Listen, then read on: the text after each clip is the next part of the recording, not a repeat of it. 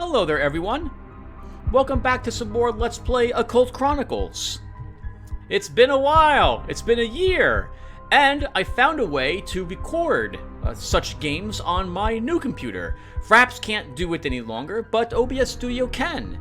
And so today we will play another game of Occult Chronicles. I'm thinking just one of them because Occult Chronicles is one of those games where I get super frustrated at it very quickly. So just one, or I'm going to get very angry. So yeah, just one Occult Chronicles. We're going to start playing one today. I'm not going to really describe the game too much, or I'm not even going to describe very much of how the game works. I'm going to assume that you've probably watched a few of these videos before, and if you haven't, this video is going to be in a playlist of Occult Chronicles. Something like at least 30 videos are in this playlist, and somewhere in there, I know I've got a video where I describe how it all works. So, I'll try to find a link that will bring you to that video, and I'll post it in the comments section. Now, one last thing really quick before we get started. About the comments section, if you're watching this over here on BitChute, I do apologize. I cannot comment on any video at all. The BitChute comments are nightmarish. I freaking hate them. I don't know what it is, but I'm unable to again, comment on any of my videos. BitChute has been nothing but absolute trouble. If I hadn't been over here for years, I'd have left this platform for something that's actually working. God. Alright, let's go ahead and start up a new game. Alright, so as usual, we have to go ahead and start by selecting a mission. I'm thinking, as usual, that we should either start with the Elder or the Key and the Gate. Both of these are on the easier side of the missions. This one is very Halloweenish, as is this one. But I'll be honest, I kind of like the random encounters over here with the Key and the Gate more than the Elder. The Elder, our random encounters are going to be the Hunchback. Over here, our random encounter are cultists. And I think I like that better. So we're going to go ahead and select the Key and the Gate. There have been rumors surfacing recently concerning the revival of a cult devoted to the tentacled ones. These creatures are said to be slumbering in an outer dimension and intent on returning to our world to assume their place as Earth's rightful rulers. Reports of missing young women from the neighboring town have kindled suspicions that the ancient Lovecraft estate might have new residents intent on some nefarious summoning or gate opening ritual. The stars do seem right for a ritual. You have precious little time remaining before a celestial conjunction not to be seen for another 1,000 years could be used to the cult's advantage. Our analysts believe that a human sacrifice will be required. Okay, everyone, so we have to pick a story speed, and I don't play on anything else but slow, or I tend not to. Now, if we play slow, this means that we are timed. The story speed determines if the game will have a time limit on it or not. If we're unable to beat the game before the time limit expires, then it's game over for us. We lose and the big bad wins. We could also play with the story speed disabled, in which case I have more time. In fact, we have as much time as I so desire. I did this once last year, and I surprisingly liked the story speed being disabled. It means that we can explore every aspect of the house, every single location, without me skipping, say, the backyard, for example, which I never go into because it takes a long time to go out there, and we don't have time to do that. And sometimes the attic, because I've been really unlucky, we haven't had time to explore the attic either. So I'm thinking we will actually disable the story speed this time around, and I will make up for it by picking a starting class, which is probably pretty bad. So we'll start with the story speed disabled. We will play agent difficulty. I don't like playing anything higher. It's just a grueling, horrible game if you play on a higher difficulty than agent. I actually really like playing on recruit, but I only do that off screen because I find it a little more relaxing. We'll play on agent though, where things will not go our way. And for game mode, I do like playing Reaper. This means that we cannot manually save the game, and if we die, it is game over. Normally, if you play on normal mode, if you die, you get sent to the beginning of the estate instead. Playing with disabled story speed in normal mode effectively means that you will eventually be able to beat the game, but we'll make it at least a little dangerous for us. Next, we have to choose a person. I think we'll play a girl today. And so by now you guys know that I like starting with average stats, and then one thing gets pumped up to 3, and that one thing is a thing that I don't intend to level very much during the game. So we'll put that thing into wands. The last points get put into health and sanity. For a name...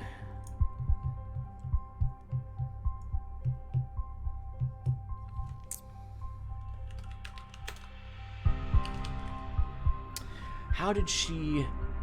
I can't remember how how the last name was spelled. Sarah Anawa is what I want to name her. But I don't remember how to spell her last name. This would be Stiletto Anyway from the Anachronox video game. I don't remember how to spell her last name, though. We'll go with... Anawa? We'll go with this. Okay, so for a background... we're going to pick Merc, which is not a good one to pick, but we'll select it anyway. Once a member of that old and honorable guild of soldiers in fortune, you fought for petty dictators and bloodthirsty warlords from the Belgian Congo to Peking. Being the sole survivor of your last outfit, that was swallowed up by the Rabol Kali, you thought the odd might offer better odds. You were wrong. We'll start with the bonus swords, a 1 random combat edge, 2 random heroic feats. We'll either get a service pistol or melee weapon, a random air talisman, and a 1 plus d6 starting health. So what I'm going to do, everyone, as well, is we're making our character now, but I'm going to kind of cut the recording if we don't start with a melee weapon, because we'll probably start with a knife. Because, number one, that will be absolutely perfectly fitting for Sarah Anawa, based on the character I'm trying to model her after. And because if we get a gun, although that's very useful, it's also... the dagger's more useful. Dagger's more useful than a gun, at least in the early parts of the game. So, yeah, so we'll go with this, and I'm going to basically be re-rolling the character until I get a dagger. We'll get a 1 random air talisman and a plus d6 starting health. Oh, if we get starting health to start, then I'll go ahead and put all that in sanity. We get another bone to select. I think we will pick... wands. Do I want wands or cups, Tim?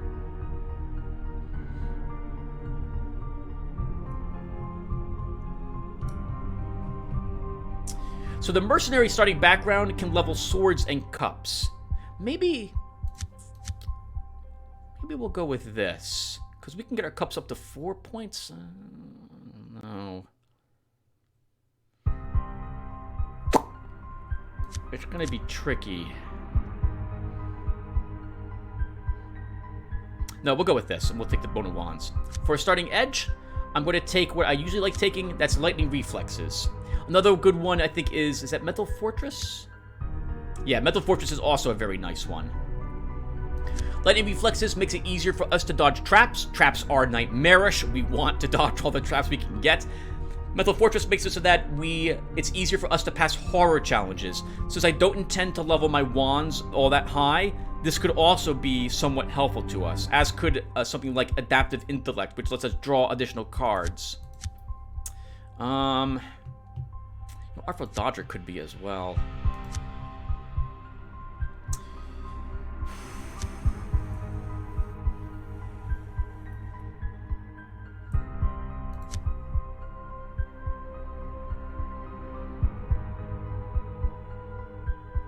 We'll choose Artful Dodger. X additional unrevealed tricks are placed on the board. Oh, no, sorry, not that one. Lightning reflexes. So it's a little easier for us to dodge traps. X is subtracted from the target level at the start of any evade traps challenge, where X is the level of the edge. All right, here's Sarah Anawa. Can I copy this? Yes, I can. Hey, that's kind of neat. All right, let's go ahead and start.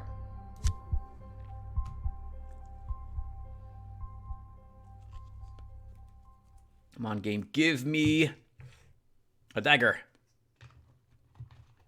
Give me a dagger. Sarah Anawa, or Stiletto Anyway, always had daggers. It was her weapon of choice, so wouldn't mind starting with one to be really, really, really thematic.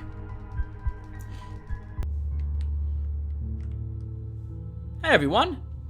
Alright, we're here. I finally got a trench knife. It only took me about 11 minutes of making characters. I had to make about 12 of them. Actually, it was less than that. It was less than that. It was like 8. Because it takes about 2 minutes for it to load the game. In any case, let's make an agreement right now, Tim, with the viewers, that you won't get angry at the game, okay? Don't do it. No one has fun watching you yell and lots of people have fun watching me yell and scream at the game and curse, but I'm going to try to avoid doing that. Okay, so let's take a look together at Sarah Anawa and see what she started with.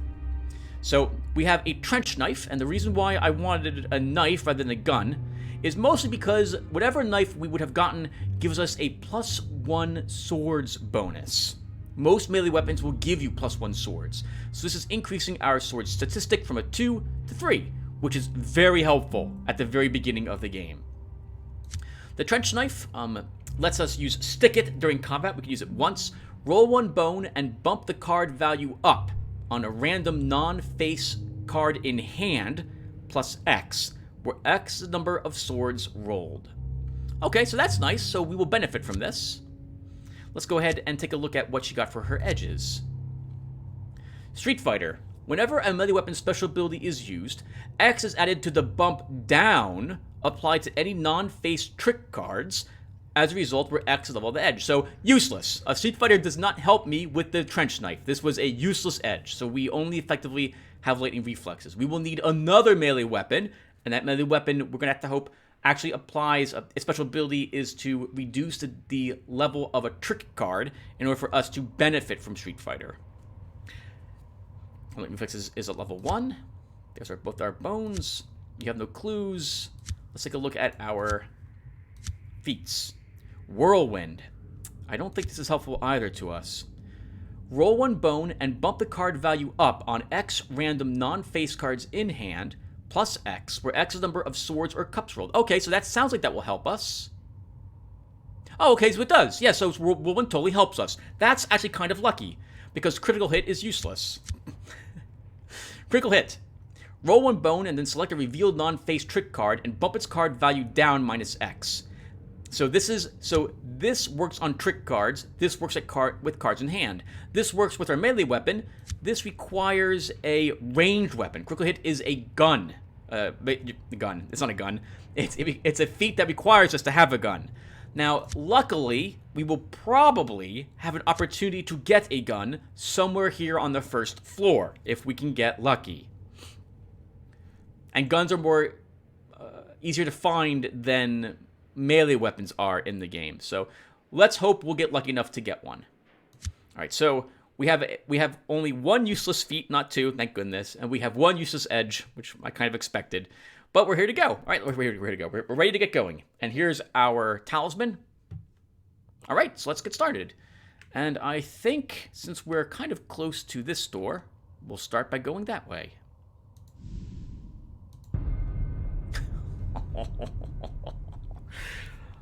You hear the sound of straining metal above you, and then a sudden crack. You look up to see a massive glass and metal chandelier falling directly towards you. So, I think we'll go for instinctively duck and roll. Without hesitation, you throw yourself into a crouching roll and tumble away from the falling chandelier. And we won. Thank goodness. Oh, that's a shame. Ooh, that was lucky. We only had 1 card in our hand that would work for this. You spring forward and come up on 1 knee, freed from the wreckage. That was a close one. We're gonna walk this way and check out this little corner. Sometimes there's a secret door there. Not today. Might be one on this other side. I guess since we're not playing with the story tokens, why not fully investigate this room first? Alright, no secret doors inside the starting room. We'll investigate these 2 spots a little later. And now since we're at this door, we'll go this way.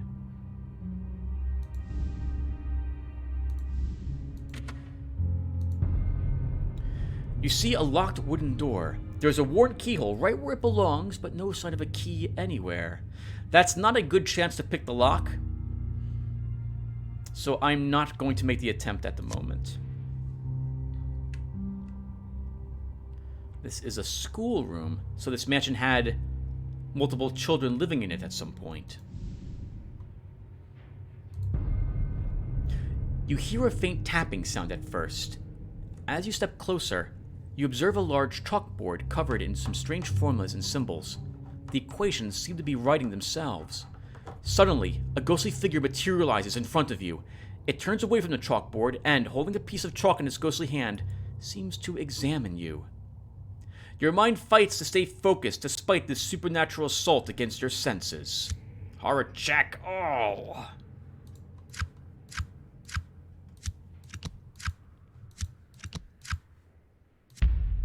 You are not sure if it is the ghost or the fact that you feel like school is back in session, but either way, your sanity is under assault.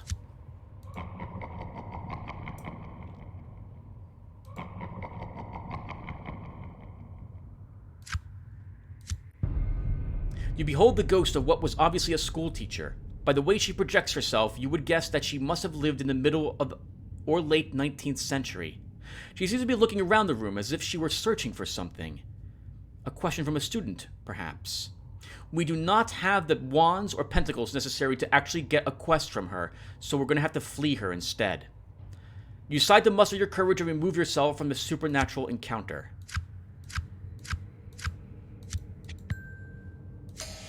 You slowly back away from the ghost. Each step gives you more confidence, and soon you are away from it. Never, ever, ever, if you win a fleeing challenge, select any of the cards that are up there as a reward. They only contain things that hurt you.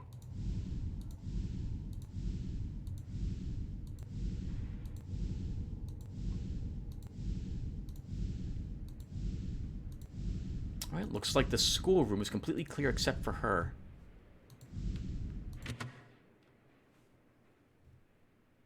A crafts room. Something is in here.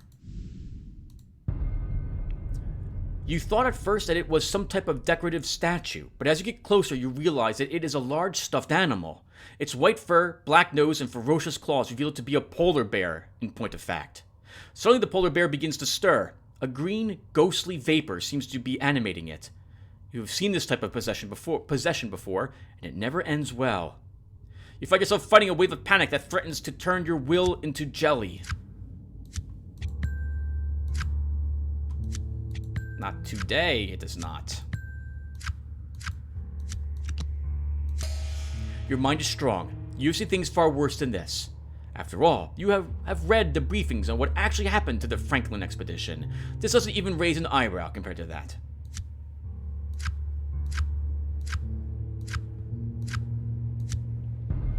The stuffed polar bear is animated by a spirit of some sort.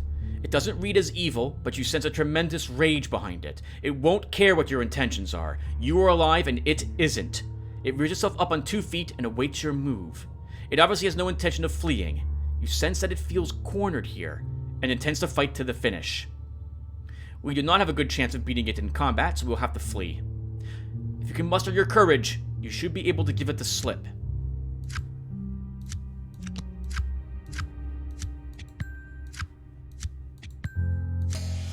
You run in a serpentine pattern, and it confuses it completely.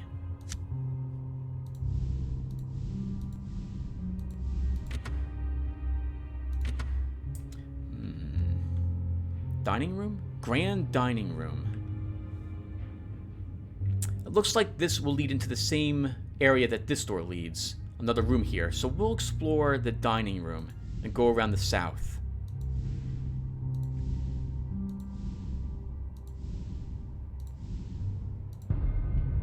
It seemed impossible at first, but slowly you recognize the sounds of clinking glasses and the soft murmur of conversation. A long dining table stands in front of you, surrounded on all ends by dusty chairs. As you come nearer, you think you detect some movement around the table, and the hairs on your arms begin to stand on end. It's suddenly very cold.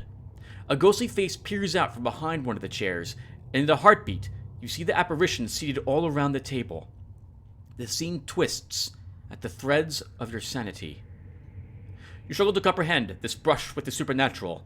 You have rarely seen this many ghosts congregated together before.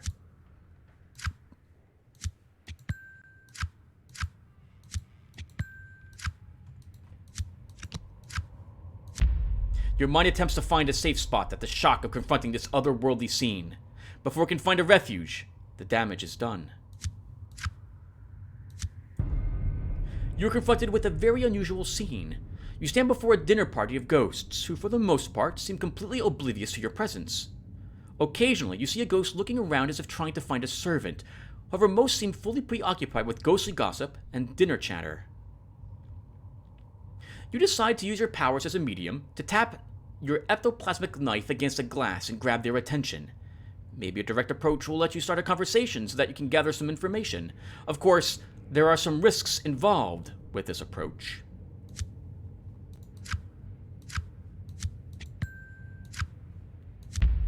Rows of ghostly heads turn towards you and gaze expectantly. They seem to stare straight through you, and then before you know it, the entire group is back to mindless chatter and pleasantries. Let's try that again. Should be a little easier this time. We get an extra trick, and it looks like we get an extra card.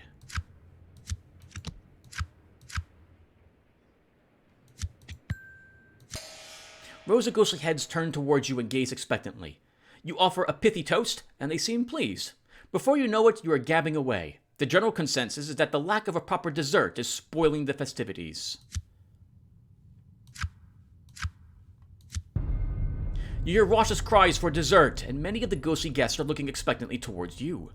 Would you be so good as to find the butler and order our dessert? You have the appetite for that right now. Absolutely still love the puns in this game.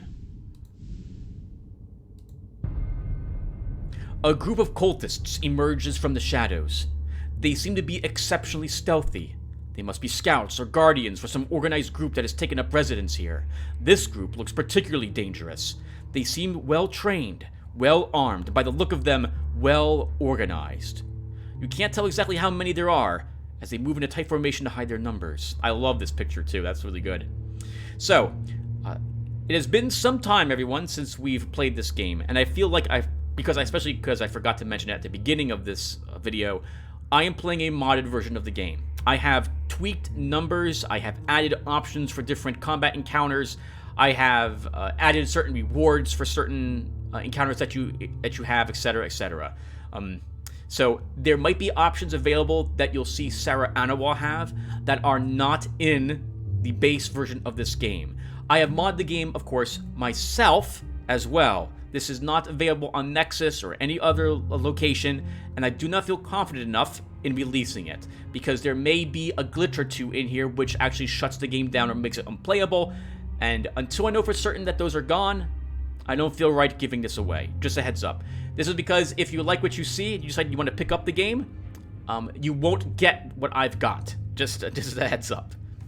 Although, I will say right now, I do not recommend you buy this game. I will give this game a review, my first ever review of Occult Chronicles, at the end of our attempt to beat the game, which will happen either in this video, maybe if we get really, really unlucky, or maybe like 4 or 5 videos from now.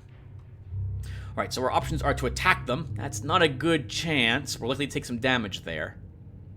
Use sorcery, which is even worse. A psychic duel, which is just about the same as attacking the cultist. Or fleeing, which is our best thing to do. I think we'll try fighting them once. They may look like the cultist version of ninjas, but they're obviously human, so they will die all the same. Okay, we have a decent hand, and I do have my trench knife. It does bump a random card value up, plus the number we roll, so we might as well give it a try. And I think it increased my pentacles up to an 8. We could use Whirlwind, which will bump the value up on X random non... Okay, so that also does the same thing. I'd have to use Courage for that. I'm not going to use that at the moment. Let's see what we get. Okay, we didn't even need it. Wonderful. You won the battle. The cultist bodies lie strewn across the floor. maybe you can find something useful on them. So in case you guys have forgotten, well, not forgotten. What I normally do is just choose randomly cards from here, but this time around, I'm going to always, whenever I win, I will always select the card from the left and go right. And if I get a good card, if we get a reward, I'll skip the next one and then keep going. I will try to do the same thing for when we fail. I'll select a card on the upper right-hand corner and go to the left. And if I get a bad card, I'll try to remember to skip the next card and keep going. I don't know why I feel like telling you that. I just do. +1 life, and that was it. Right, but we did beat him up, and this does lead to the same kind of place. Up to the second floor already. We'll go up here to mark it on the map. This way I know what I'm aiming for when I find the other staircase leading up here from the other direction, from the other side of the house. Very dangerous to be stepping here. The same thing with what's on the other side of this door. There could be traps. There was not.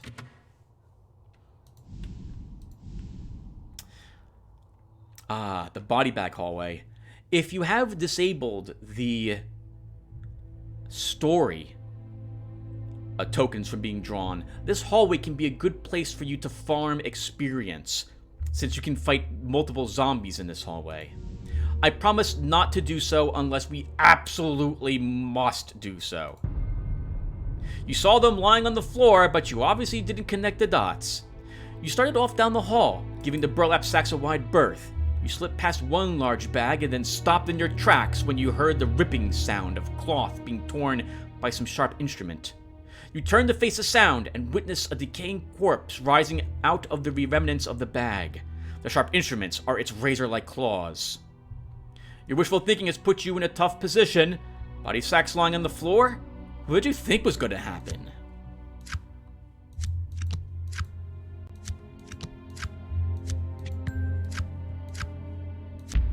Your mind is weak. You struggle to maintain your sanity. The undead creature lumbers towards you.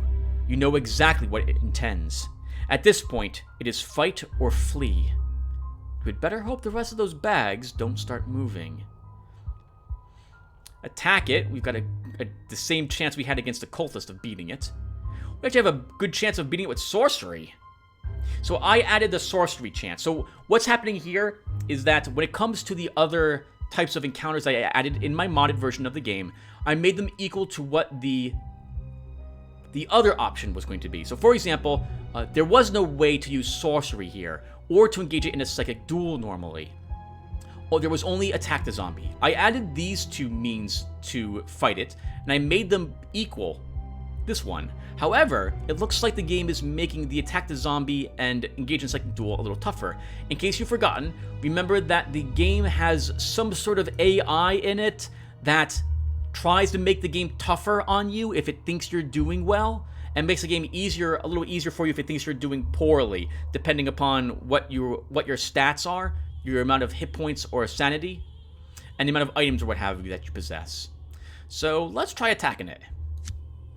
Oh, it's not bad. We'll have to hope for swords up here, though.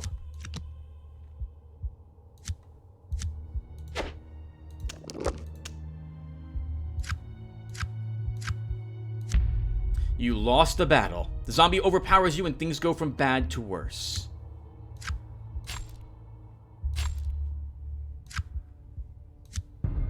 They did indeed. We'll try that again.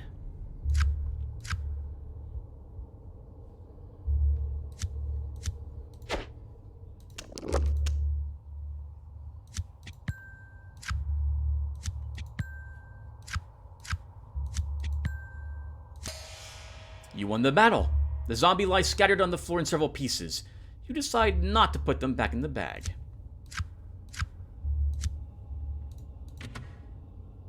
This room, we'll be right back, everyone. I'm going to go back to the main menu. This room is one of the rooms that can occasionally just glitch. There's an encounter that happens in here which doesn't spawn. I'm pretty sure it was me who caused that to happen, but I'm not 100% sure, and I don't know what encounter it is. I cannot figure out what made it go bad. So I quickly saved the game. So we're playing Reaper mode. The game only saves when you go back to the main menu.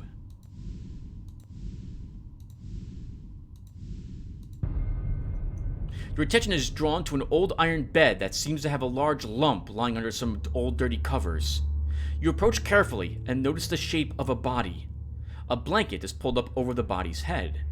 Curious at what is underneath, you slowly pull back the cover. A grizzled corpse, perhaps a patient who passed away, lies on the bed. Suddenly it turns its head towards you and hisses. Your eyes widen in disbelief as the undead patient rises from its hospital bed.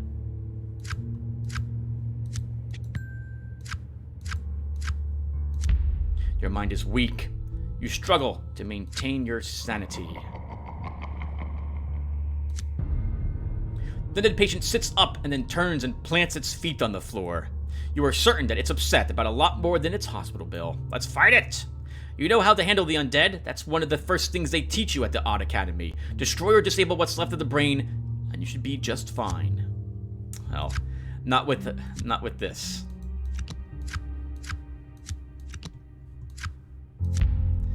This thing is pretty tough for an old sick zombie. You better be careful, you might catch something. Let's try that again.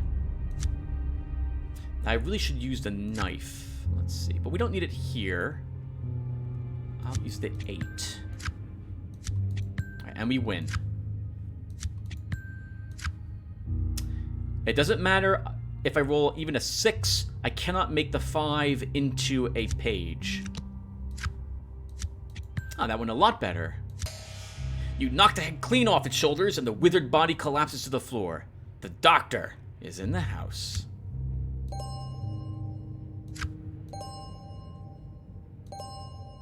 Nice, that makes up for some of the life we lost earlier. 1 experience point, our first experience point.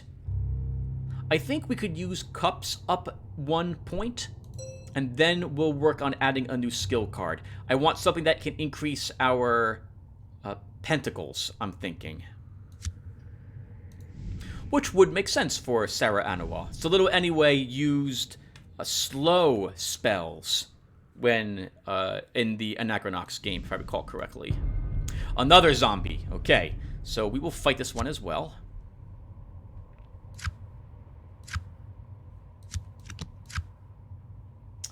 Maybe I can get lucky. Maybe I can get lucky. No. Oh, no, still lost. Needed to be a king. But we have greatly reduced the damage that we'll take. You lost the battle. The zombie overpowers you and things go from bad to worse. Should be a little easier.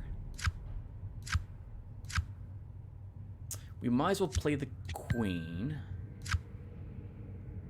We'll have to get lucky. It'll have to target the 9 and increase it to a 10 for us to win this.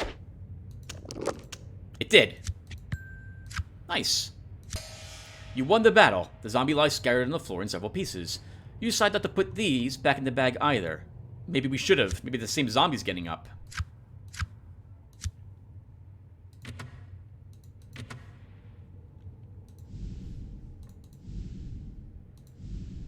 Nothing in the mail room. That's an interesting room to possess.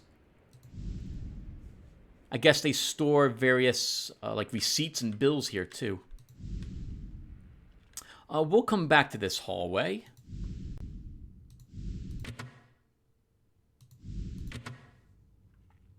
A tool room. Sometimes you can find some miscellaneous garbage just lying around in here. Not today.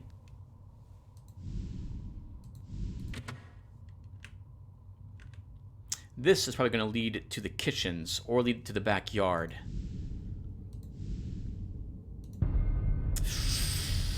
A giant green ooze. You have come face to face with a green ooze.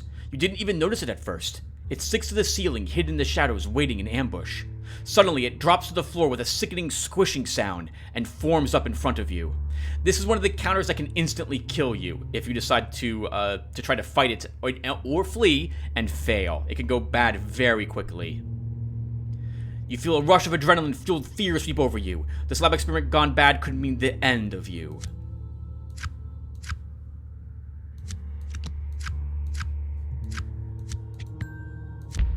Your mind is weak. You struggle to maintain your sanity. You thought that the last of these Lab 257 experiments had been hunted down and destroyed. It seems that you were wrong. You try to recall the warnings from the briefings. The creature will try to suffocate you by enveloping you in its amorphous slimy tissues. We will not win in a duel unless we are extremely lucky, and we have to be almost just as lucky to beat it up. We also kind of have to get lucky to flee it, but fleeing is our best option.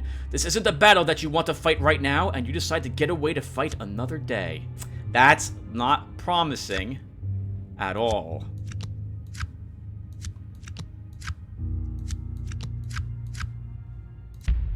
You attempt to run, but the creature lunges for your legs and catches them up in its slimy hold. You might be in trouble now. Looks like that's it for us, everyone. I think we're dying. We lost 3 courage from one of my things. The green ooze envelops you, and you immediately feel the crushing pressure as the slimy tissues that encompass the creature begin to crush down on you. The pain is immense. You must keep the thing from squeezing the breath out of you. You put all your efforts into getting free from the killing grip of this creature.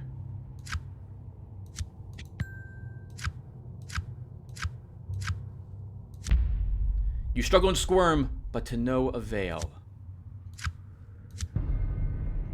The green ooze envelops you, and you immediately feel the crushing pressure of slimy tissues. Alright, we have to... It's the same thing.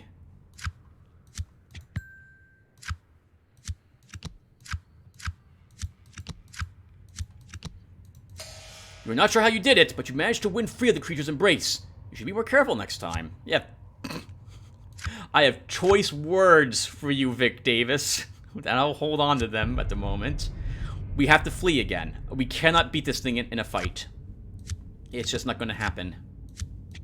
Alright, and that lets us actually successfully flee. You turn to run, and the creature lunges at you.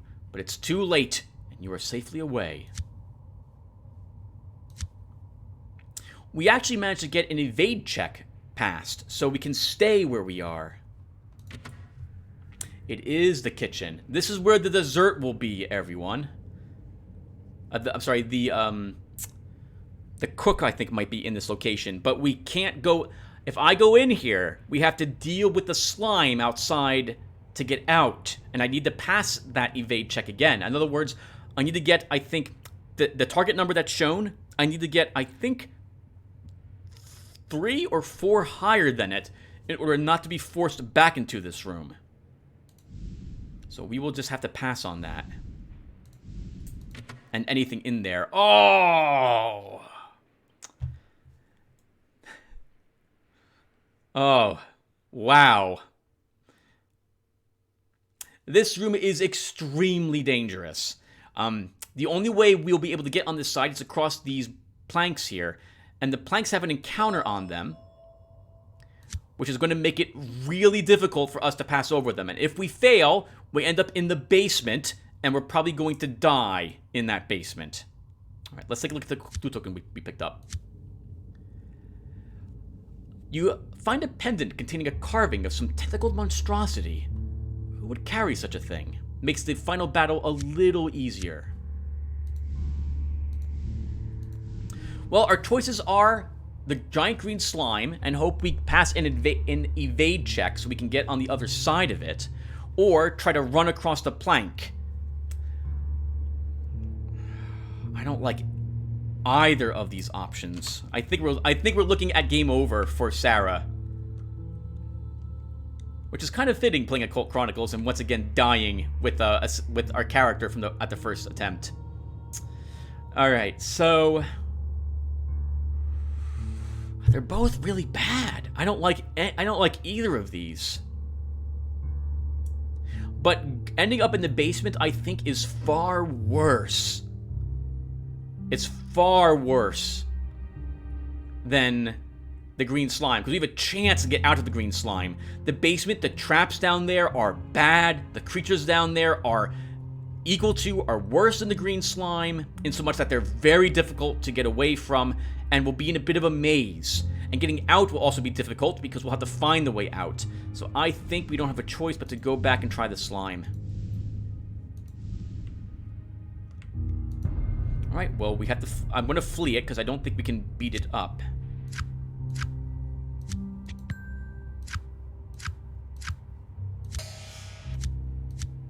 Yeah. So we're pushed back because we did not get a point score significantly greater than the challenge level of the green slime. We might get lucky here. We have 2 queens. We'll have to hope for both of them to be played.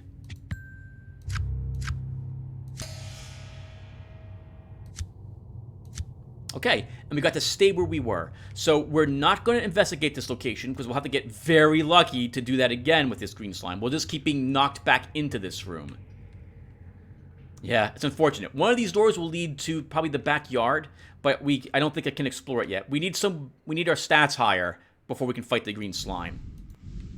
Okay, so that's good. We didn't die immediately, at least in the game. And by immediately, I mean in the first and only episode I plan to record for Occult Chronicles this year. You think you see a disembodied head floating in the gloom. As you near its location, you realize that it is a head of a man mounted on a stake that protrudes from the floor. Dried blood stains the stake, and what was once a pool on the floor. You are startled when the eyes of the head flutter open. This thing is animated by some curse or forbidden sorcery, and it almost seems to be smiling at you. You lock gazes with the head, and you feel chilled to the bone. You must fight to keep your sanity. The king will let us win. If there's another pentacles up here, I might have wanted that king. I'll risk it. We'll just use the 6. Yes! Good choice, Tim. The best choice.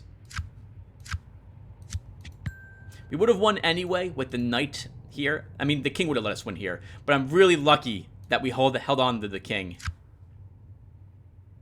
In case you don't remember how the point system works, you get the points equal to what both cards were worth if you win the challenge. Higher always wins. Actually, if you tie the card or higher, you win. It's very difficult to tie the card because, first off, the card you place must be of an equal suit, and there's no duplicates of any cards in the deck. However, you can make your cards higher or trick cards lower based with your edges or feats that you possess, or spells or combat abilities that you want to use. So in this case, numbered cards are worth 1 point each. So this 6 and a 5 earns us 2 points. A page is worth 2, a knight is worth 3, a queen is worth 4, and the king is worth 5. So the king here and the queen earned us 9 points just for those two, just being able to do that. Your mind is strong. You smile back at the head on the stake. You also can earn the higher your point score is over the target number, the more cards you get to draw, up to the maximum of 7. The same occurs if you fail a challenge. The more you fail the challenge, the greater the distance between the target number and the number you received upon failing a challenge, the more negative cards you will draw.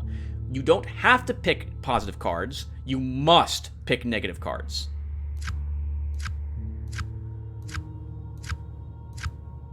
Oh. The head on the stake is obviously animated by some evil sorcery, most likely some necromantic artifice. Such a curse would require great power and forbidden knowledge. Its gaze is locked on you, and you sense an intelligence of some sort. We cannot actually get the quest from it because our stats are too low. You will yourself to turn and run.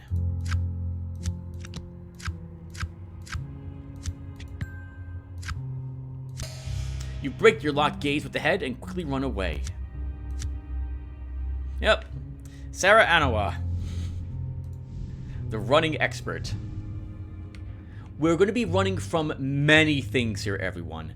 It's going to be difficult for us to get experience points to level our other stats up because we will not be a match for most of these early encounters, and we cannot get the quests because our pentacles is too low. We need that to probably be 3 or 4, or our wands to be a 4. So we're stuck fighting zombies for those precious experience chips. Maybe we can get lucky, and we'll target that 3. Well, even if it doesn't matter anyway. We could try using our whirlwind. I don't know. No, we won't use the whirlwind. Just take the loss. Good thing we didn't use it. It was useless anyway. You lost it, and we lost this badly. We lost this as bad as we could have lost it. Try this again.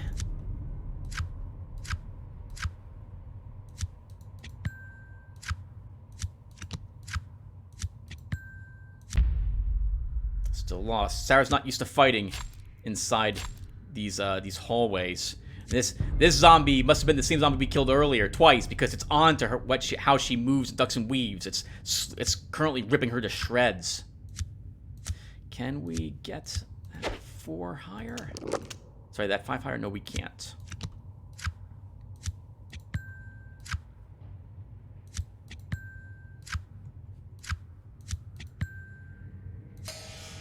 Okay, we won that one.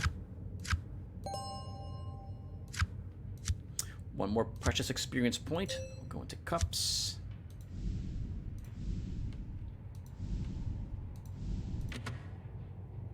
An office. Maybe find some papers in here. A pile of papers. You see a bunch of papers spread out on top of a desk. Among the clutter are an assortment of old envelopes, letters, and even a few parchment papers. We don't have a good chance to search this because our wands and pentacles are too low. This can actually give you some nice things occasionally. You can find experience points, and maybe, I think sometimes you might even be able to find a Arcana card in these, or like a spell. But we would need to get a really high result on this. And so until I can really level my pentacles 1 point, I don't think it's worth the attempt. You only get 1 attempt at the papers as well. I mean, we are pretty desperate, Tim. What do you think? Do it once? We'll do it once. And by that, I mean we'll try 1 pile of papers. And we did win, which is very nice. Hopefully we can use that knight we have. And we can't. You don't come across anything earth-shattering, but there's enough information here to boost your confidence that you're on the right track. What a waste. 1 sanity point. Oh well. A reading room. The smoker is usually in here. You see a large marble fireplace decorated with ornate sculptures, but what really astonishes you is the fire burning within the hearth. The flames dance around and lick the walls of the fireplace, almost as if it was some type of living entity. Then it strikes you. A demonic face appears in the flames, and the sudden realization that this creature has noticed you sends a wave of horror rolling over you. You struggle to keep calm and not give in to panic. You're looking straight in the face of some type of flaming evil horror. It seeks to dominate your mind, and you know that you must not let that happen.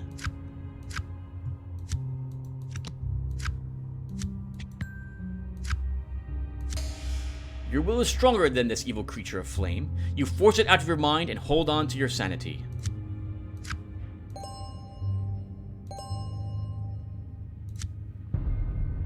The face in the fire smiles at you.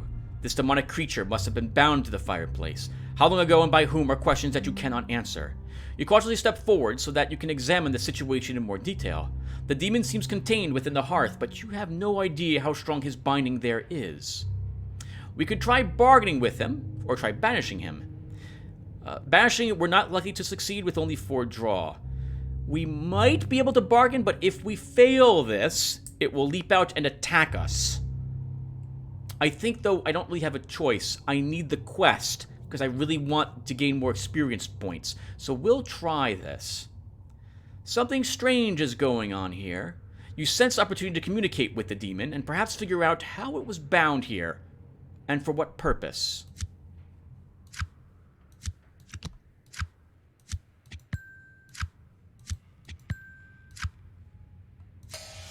Using the lost sign language of Chaldash, you establish contact with the demon.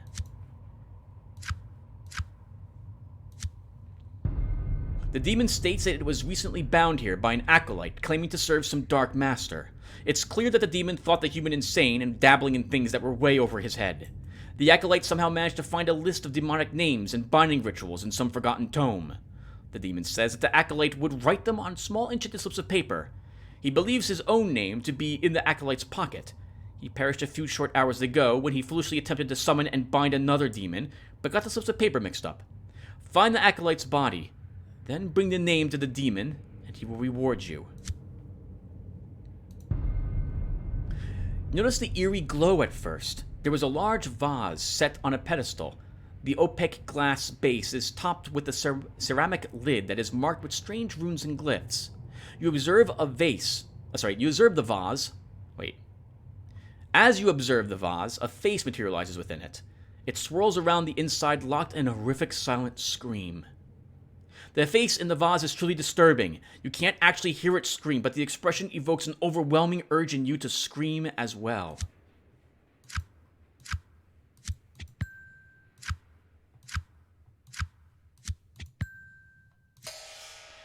Your mind is strong. You resist the urge to scream and gather your wits and courage.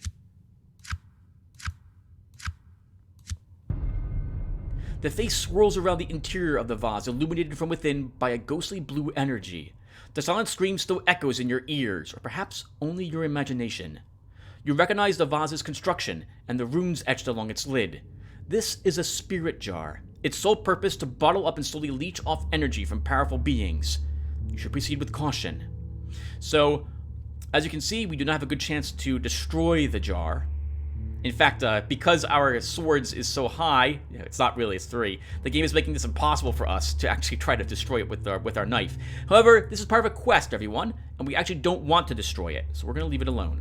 Generally, the way the game works is that quest-related objects, things that you can get quests from, or things that are part of a quest, will have a very difficult target modifier if you attempt to actually destroy the object in question. So, we're just going to leave this alone. Hopefully, we will find the quest giver for that later.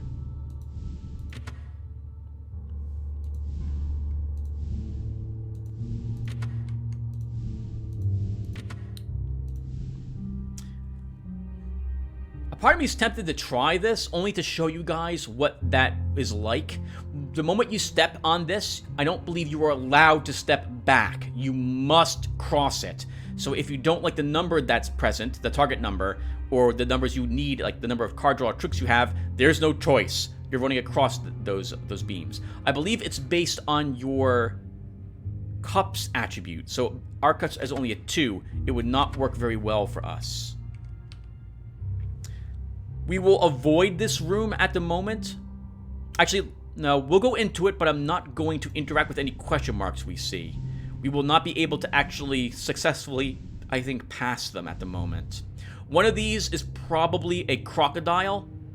The other one of these are the heads on the wall. In either case, we probably will not win those encounters, and they're difficult to evade us, to escape from, so I'm just going to leave them there. Suddenly, you see the dim glow of a formless ghost just ahead of you. It seems to just hang in the air. It may be the most basic of spectral creatures, an unformed psychokinetic disturbance, but it's a spirit all the same, and it would frighten any flesh and blood human. And it's going to probably terrify us with our hand. You stand paralyzed with fear. You hope you don't get slimed. The haunting manifests itself as a dim ball of light. It has no sense of its previous life or existence. It wanders hopelessly lost. You should exercise caution. These haunts cannot be reasoned with, and they can be lethal if disturbed. Normally, everyone, the only thing you can do is destroy the ghost right here with psychic talents. I added this encounter, and we're going to go ahead and do this. Get her. That's it. That's the whole plan. Get her.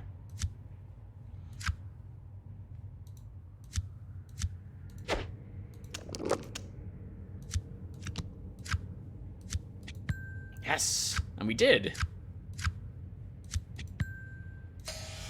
You got her good.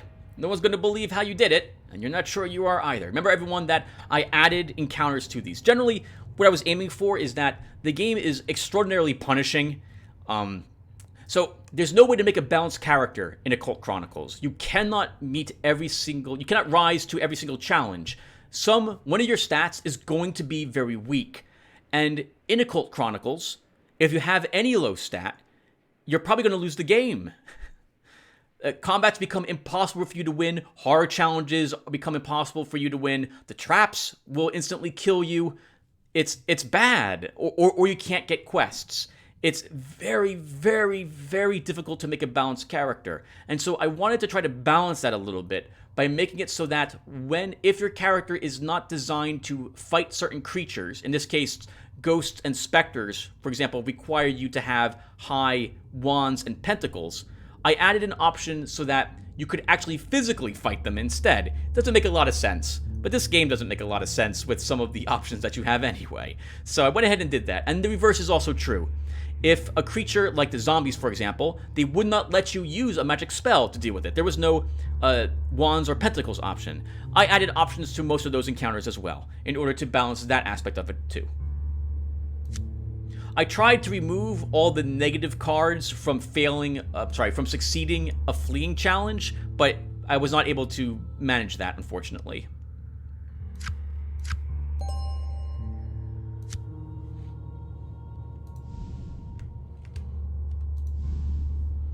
The ballroom. 2 encounters. One of these is probably a bunch of dancing children, and the other one is probably a bunch of dancing adults. Oh, on one of these could be an axe-wielding madman. You stop as soon as you catch sight of the lone figure near the wall. You might have thought that he was a statue standing there, as his only movement in the gloom was the slow, labored rise and fall of his chest as he drew breath. Without warning, he bursts out into a maniacal cackle that sends a shiver down your spine. You have no doubt that you are hearing the laughter of the insane. The maniacal laughter is truly disturbing as it echoes around the room and out the doors. This is a very dangerous encounter. This is one of the few encounters on the first floor that can give you a wound. And if we receive one, we're probably going to throw in the towel. Your mind is strong. You see things far worse than this. A wound is a permanent degradation to one of your statistics, as well as offering some other negative effect to you. Finally, it takes up space in one of your attributes. A gaunt, thoroughly insane man wielding a bloody axe lunges towards you. You are certain that there is no way to reason with him, so you can save the questions for later. Wow, we cannot beat him up. That target is too high. You decide that you don't want any part of this right now. Alright, woo! We made it away.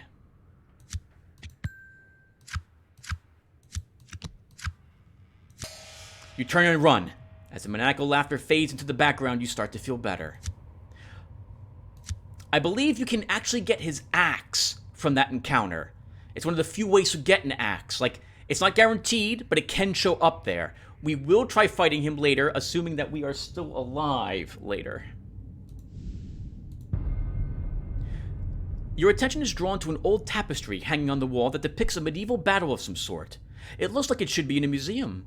Examining the battle scene a little closer, you immediately notice the large red hand that divides 2 groups of armored knights. Suddenly, the battle seems to come to life. Knights charge the hand on both sides and are knocked to the ground.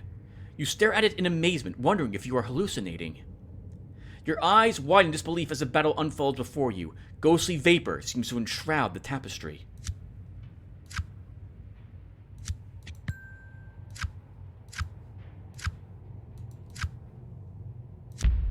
Your mind is weak. You struggle to maintain your sanity. Cursed artifacts give you the creeps. Remember that night that you spent in the museum at the Miskatonic University. You still can't remember several days from that mission. The tapestry is obviously animated by some type of sorcery. It might be even possessed by some malign spirit. You should proceed with caution. It isn't unheard of for something like this to function as a doorway or portal to another dimension. Once in, you might not get back out. We will leave this alone. This is the second part of a quest. Hello, secret door. You've discovered a secret wooden door. It blends in almost seamlessly with the wall, but your keen senses were still able to detect it. Finding it is one thing. Figuring out how to open it is another. We have a good chance to find the activation mechanism, but if we fail, we get hit with a trap. So I'm going to leave this alone at the moment. We'll come back when our statistics are hopefully higher. You notice an odd painting hanging on the wall. It is a portrait of a man dressed in 19th century clothing who appears to be completely petrified with fear. He holds a dueling pistol in both hands, and a group of undertakers in the background seem to be digging a grave. Suddenly, the portrait seems to animate and come to life. The coward looks at you with an imploring expression, as if he was seeking your help. You could swear that you can hear the grave diggers laughing. You stare at the man in the painting, and his fear seems contagious. You need to fight to keep your sanity.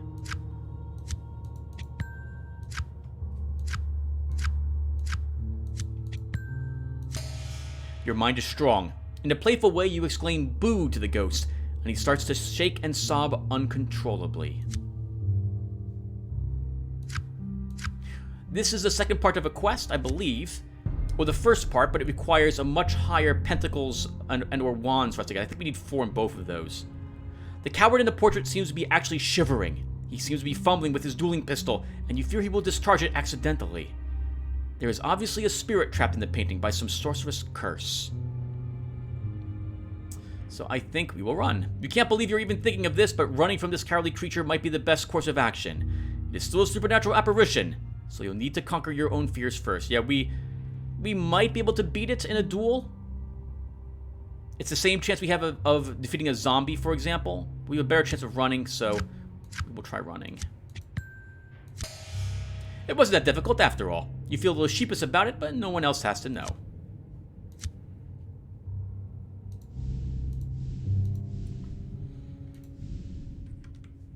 Alright everyone, we're probably going to stop soon because we've been playing for almost an hour. We're going to go back to the entry room, and then we'll call it quits. I'll do a quick summary, as I like doing when it comes to Occult Chronicles. Another zombie. We'll go ahead and fight it.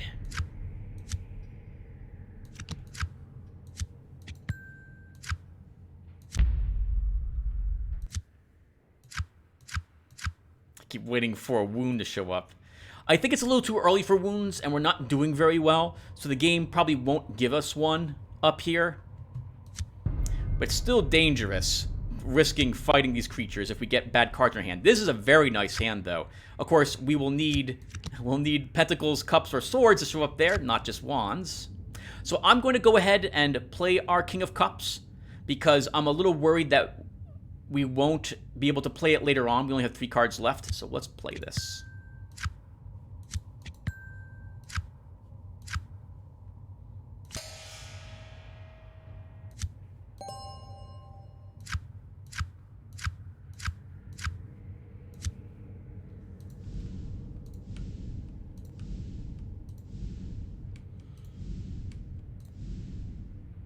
We can't pick that wooden door. Wooden doors, so locked doors like this one, they're not that difficult. Like, we might be able to do it. After all, I think the difficulty is 3 with 4 tricks and 4 draw. Yep. However, and if we win this, there's a chance we could get a, what's it called? Aura of Luck, I think is what it's called, which increases the chance of us getting good cards, I think, or makes those cards better. But if we fail, there's a chance we'll get an ill omen, which does the opposite. I'll make up our mind at the beginning of the next episode.